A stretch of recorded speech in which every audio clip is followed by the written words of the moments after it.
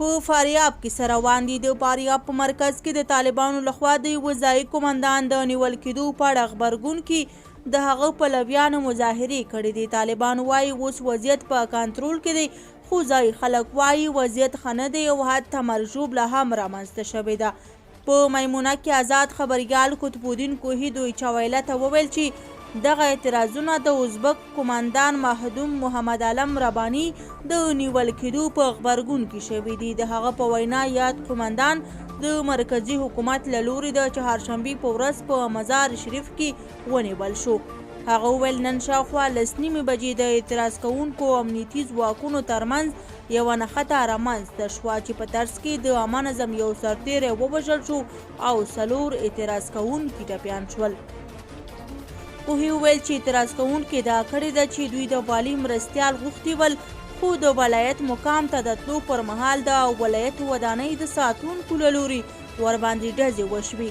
هغه ویل که څه هم مهدوم له 15 کلونو راهیسې د طالبانو د یوه مطرح قومندان په توګه فعالیت درلود او د افغانستان په وروستي سیاسي تحول کې د جوزجان او سرپل ولایتونو په سقوط کې هم رغنده رول درلود، خو دا چې اوس یې ولې نیولی دی روښانه نه ده. کوهی وویل چې د مهدوم پلویانو ورته وویل چې طالبانو تېره شپه رباني ته د 2 ساعتونو لپاره د موبایل کارولو اجازه ورکړې وه تر څو له خپلوانو سره یې خبرې وکړي، اما نور نه پوهېږي چې هغه چېرته دی او په څه وضعیت کې دی. ځینو رسنیو د ځینو طالب چارواکو په حواله داسې راپورونه خپاره کړي چې ګویا مهدوم محمد علم رباني یې بیرته خوشي کړی دی، خو ځایي خلک وایي چې هغه تر اوسه هم خوشي شوی نه دی.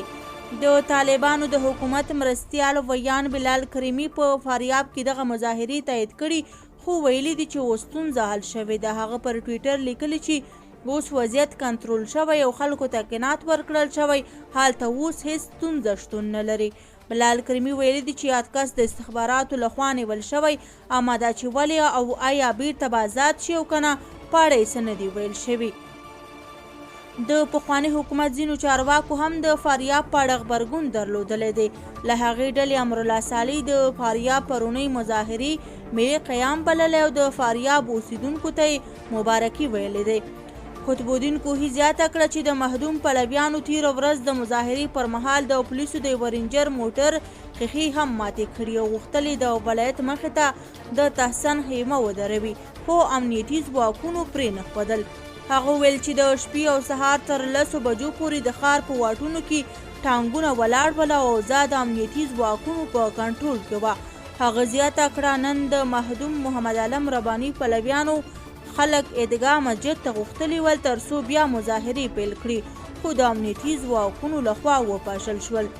د کوهي په خبره مهدوم علم د طالبانو تر واکمنېدو وروسته شاوخوا 1.5 میاشت د سرپل د مرستیال والي و، اما وروسته له دندې لرې او تر اوسه بیکاره و. هغه زیاته کړه چې له شاوخوا 2 میاشتو راهیسې د هغه د نیول کېدو په اړه ګنګوسي موجود دي. د میمونې ښار یوه اوسیدونکي د نوم نه ښودلو په شرط پر طالبانو نیوکه وکړه چې مهدوم خو د دوی خپل کس دی نو ولې یې نیولی دی. خلک د هغه ازادول غواړي. پر وینا یې د نیولو انګیزه یعنې ځان ځاني او قدرت طلبي ده. هغه طالبان تورن کړل چې د خپلې اولې واکمنۍ پر وخت هم په جوزجان کې 2 مشران چې دوی سره یې مرسته کړې وه وروسته یې ونیول او له منځه یې ویوړل.